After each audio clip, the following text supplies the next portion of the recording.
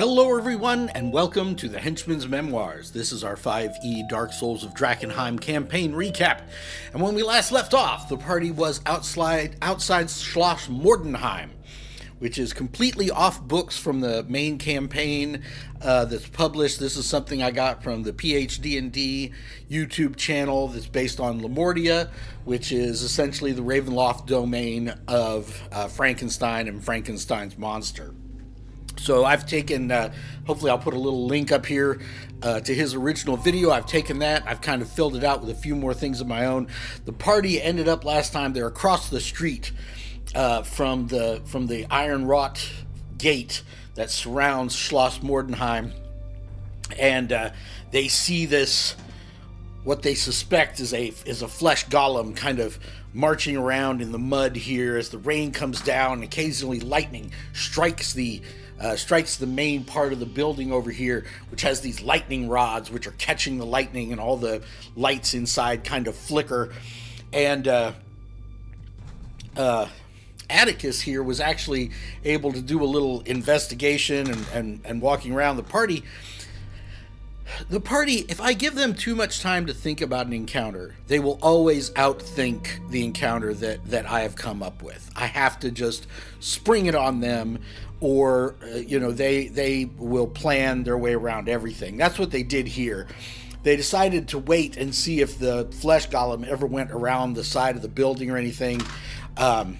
Pietor, the drunken master monk, went around and scouted all the way around. He realized there's a back door. And Atticus was able to check out the electric fence while the flesh golem was around the side, and figure out that it had like this mechanical lock thing that, of course, he's an artificer, and this whole thing was built and improved by artificers. And so I described it as being kind of like a CAPTCHA, where he had to press all the buttons that contained a crosswalk, and then that would let him in. So the party waits until my flesh golem is kind of around the side of the building. The actual layout was bigger than this, but I can only fit so much on my camera. So the Atticus figures out how to open this gate up using the artificer stuff, and the party gets in here, and we're rolling initiative, and they're ready to take on my flesh golem. Now, what I had decided to do was use the stats from the Darkest Dungeon fan-made thing by DM Tuz, and here he has stats for the Swine Prince and Wilbur from the Darkest Dungeon. He has some jumped up stats for them further on in the book, but I figured the Swine Prince is CR 5, Wilbur's CR half. At least they'll be able to warm the party up on their way into the adventure. But the party gets in here, they start casting long-range spells at him and everything else, and Thaddeus, the gnome druid, decides to use spike growth or stony spikes or whatever the spell is, where it not only does some damage to him, but it puts him at half movement. So, or it makes the area difficult terrain. So I'm trying to get him up here where he can actually do some damage before he gets knocked out, and then I had him get as far as he could get, and then Wilbur, who I had a little homunculus mini for, Wilbur comes jumping off and comes a little further towards the party, and he wants to use his vicious oink of doom. He has this he has this squeal ability that allows him to do some damage, and so he unleashes that at the party, and so the party just comes up and just Atticus came up and hit him. And Wilbur doesn't have that many hit points to begin with, poor little guy. He never did anything. And Atticus comes up and hits him, and the golem, they just see it freak out. Its eyes go all in hatred mode, and they can see it's about to go berserk. And so Pietor runs up, hits him so hard he flies apart into his constituent pieces that were all stitched together to form this homunculus. All the pig parts go flying in different directions, and then Pietor kind of points at Atticus, and Atticus points at Pietor, like they're both trying to draw the thing's attention to each other. But Pietor is able to move away, and the poor swine prince flesh golem comes up here, And I think he got off about one attack against Atticus, before being completely wiped out. There are all these cool synergies the two of them could have had together, and the party thought ahead. I didn't think ahead, and that was the end of that encounter. So they go up to the front gate, and they realize I'm using the lightning walls from the Dishonored video games, if you've ever played those, or the Dishonored role-playing game. So they decide they don't want to try to get past the lightning wall. They go around the back, and there's just an ordinary lock there that's electrified. So if you fail the roll, you're gonna take some damage. But Atticus rolled really well, and so he was able to unlock the back door, and they got inside Schloss Mordenheim. So they come in through the back door here of Schloss Mordenheim, and they come down this hallway that's lined with all these portraits and stuff, and they kind of come into the main sort of ballroom, main area of Schloss Mordenheim. I also got this map from the Dishonored video game, by the way, that I'm using for the interior. And in here, this would have been like the main sort of, I don't know, ballroom or reception area of the original mansion, right? So there's a couple doors out of here, and it's this great big 3-story room. It's got this grand staircase that goes up to the second floor, and it's lined with all these portraits, and there were bird cages and stuff in there. But the Mordenheim had basically gotten interested in the science of galvanics and all of these artificers who were experimenting with all these things. So he had invited artificers from the Amethyst Academy to come and sort of do exhibitions of their different experiments here in his home. So this room had been converted into this hylomorphic transubstantiation experiment, where they were taking the essence of two different creatures and trying to combine them together to make a tertium, to make a third thing. And these ideas are all coming from the Tome of Blighted Horrors from Frog God Games. This has to do with Richard Pett's campaign setting, The Blight, which I think is absolutely fantastic. And so I felt like the Tome of Blighted Horrors would be a great source for several of the monsters in Schloss Mordenheim. And I actually brought in the Slithering Boulette, or Boulette if you're old school enough. And this is basically where they've taken a slithering tracker, or I told my party, basically a gelatinous cube, and they've cross-mogrified it with a boulette to create this, slithering boulette, right? That has this engulf ability, but it also acts like a boulette. So the party comes in here and they see these towering sort of vats with these glass, several of them are broken, and they have these different sort of tubes that run between them, and these heaters and distillers and all this kind of stuff. And there's one big one in the middle that's still intact, and it's full of this kind of thick, viscous, yellowish jelly. And all of a sudden an eye forms and looks out at them, and lightning strikes the lightning rods outside, and electricity courses through the machines, of course. And this thing breaks out and forms into the slithering boulette and instantly attacks them. So they were kind of in this room, and they were all like, had a feeling this was kind of serious. So I think Pietro tried to run up, punch it a couple times, and then he moved up here to the top second flight of these stairs. He's a monk, so he's got a ton of movement. And this was one of those situations where he's like, hey, are we running? Are we fighting? What do we think we're doing?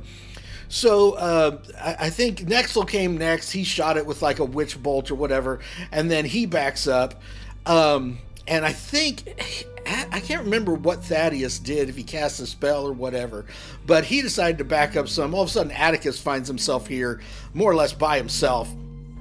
He comes up and hits this thing a couple times. I don't remember how, but he ended up over on this side of it somehow. And so it decided, I remember, yeah. Nexel actually cast a fireball over here so that it included the bullet and none of his allies, right? So he hurt this thing pretty bad. So when he went moving back there, this thing decided it was coming after him. And it even says in the text of the Tome of Blighted Horrors that the slithering bullet can pass through passages as little as 4 feet wide without penalty, which I think is funny because everything in 5e is 5-foot squares. And they're like, well, we'll do you one better. Not only can it go down a 5-foot wide hallway without penalty, it can go down a 4-foot. So this thing has this ability where it can move, and if it passes over you in its movement, you have to make a save or get engulfed. And then it also has a bite, right? So it tries to engulf Atticus. He makes his dex save, and it comes squeezing down this hallway, and I described it, completely filling the hallway and just like in there after them, like, a slushy or something coming down the tube. And so they were both able to make their reflex save and end up in squares, where they weren't engulfed. And I was about ready to move on when I remembered that it still gets its bite. It tried to bite Nexel. He cast a shield spell at the last second, and he was safe. So then he's like, hey, can I see through this thing? And I'm like, why? He was wanting to like Misty Step all the way over here. He made a perception check. He couldn't see through it. I think he did the shocking grasp thing so he could back up. And then Thaddeus was here, toe-to-toe with this thing. So he like wild-shaped into a bear and kind of ran a little bit further up here. And then I think Pietro came down, punched it a few times, did a flurry of blows or whatever, and then moved back trying to be like, come get me, big guy. Come on, come at me. So I was hoping he was going to try Stunning Strike because it specifically says in the book that they're immune to stunning. And I finally wanted to, get my revenge on him for stunning so many of my monsters. But he didn't try the Stunning Strike. And instead, I made a roll, and I decided the bullet was going to try to come out here. So I basically described its heads at this end, its tails at this end. It just goes, and all of a sudden the head's at this end and the tail's at that end. And it didn't turn around. It just transposed its ends, and it comes charging out. He fails the save, and he gets engulfed. And then it comes up, and it ran out of movement right here where it couldn't actually get Atticus. And Atticus was like picturing himself doing the math in his head, as this thing is running towards him. And it gets right up here. And then again, I remembered, but he's adjacent. It can still bite. And it hit him with the bite. And when I opened the book and looked, it was 5d12 plus 5 damage. Now, I don't know if that comes from the bullet stat block, but that seemed like a lot to me. I audibly gasped when I read that. And then I rolled the damage, and Atticus was still up, but, he's kind of the group's tank. He was able to reduce the damage by, I think, 3 hit points, so that's something.